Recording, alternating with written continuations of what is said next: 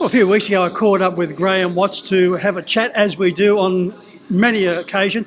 I was disappointed to hear the news from Graeme that his famous dad, Colin, wasn't in the very best of health. So I caught up with Graeme tonight at the New South Wales Breeders Association night with the running of the J.L. Wraith Memorial to get the latest news. Well, Graeme, good to catch up with you, and a wonderful night of racing here at Club and Angle. Unfortunately, there's one man who would love to be here, and that's your dad, Colin. Yes, we've got the breeders on tonight. He's there every year, but not this year. Dad chose to go to the Inter-Dominion. Caught up with a lot of people, had a wow of a time. But anyway, he got pneumonia when he got back. So he's been in hospital for over a month now. But he's slowly on the mend, so he's looking to move him from hospital in the next week or so. Yeah. So the news is good at this particular stage, which is pleasing. Yes, the news is a lot better than what it was 3 weeks ago. Yep. Graeme, we're standing here in front of two very famous sets of colours in harness racing. First of all, one of them belongs to your granddad, the great J.D. Watts, and the other belongs to another great in the industry, Percy Hall, and same colours, very similar pattern. Yes, I'm led to believe that Perce, when he was a younger fella, he followed my grandfather and wanted the same colours, so he chose those colours and had a different design. But yeah, so anyway, he created history himself, Perce, the same colours. So you were here on Tuesday in force, Graeme, with three runners: Shirley Bromack, Colin Bromack, and Marathon Man. First of all, Shirley and Colin, of course, named after your mum and dad. Yeah, I bought them as weanlings and went to Bromack Lodge and purchased them. And so we asked Lisa if we could keep the Bromack name and name them both after mum and dad. So that's what we did. So Marathon Man went very nicely.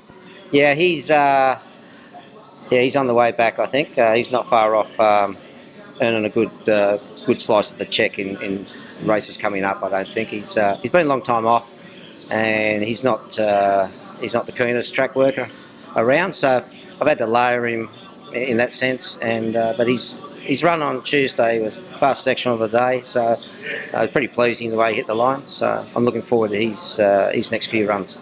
I thought the effort of Colin Bromack and running fourth behind Dorothy tonight was also pleasing.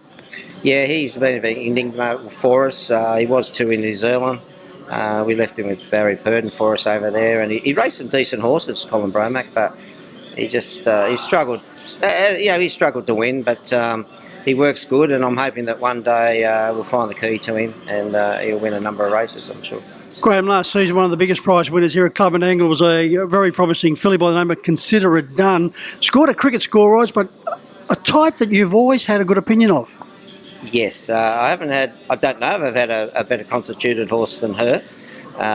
Good with the work, didn't have a lot of speed, and that was coming.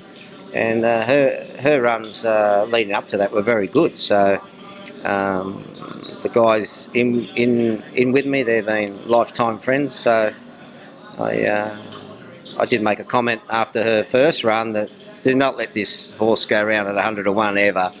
And so they were pretty pleased today she won here. So I think they had a few dollars on her. So. Graeme, unfortunately, a couple of weeks later, she suffered a very serious injury. First of all, the extent of that injury and the progress, will we see her back on the track?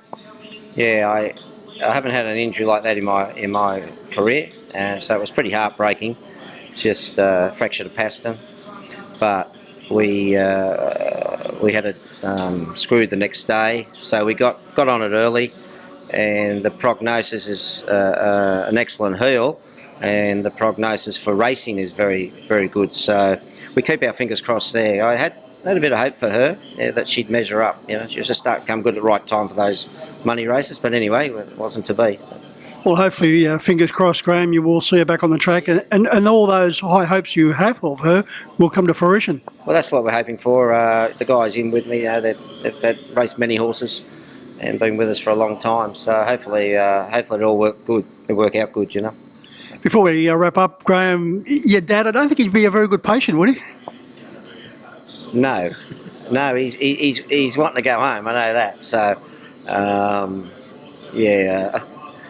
I think the nurses would be happy if he goes too.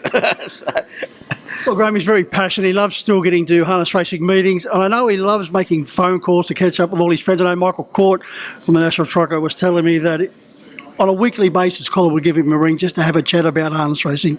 Yeah, there's something that's kept him going the last few years. He's written a lot of letters to a lot of old friends and makes a lot of phone calls, and that's his main focus today, the horses and keeping in touch with people. It keeps him occupied, and Dad's sight's not so good these days, but his mind's very sharp. So I say to everybody, I ran into Wayne Innes tonight. I haven't seen Wayne for a few years, but I've said to him, if you ever run into Dad, just let him know who you are, because his eyesight's not too good, but his mind's very sharp. So he'll be up for a story and a chat, if anyone runs into him. Yep. I bumped into Wayne also with the black sunglasses on. He looks more like Billy Joel. I think he come for the free food myself.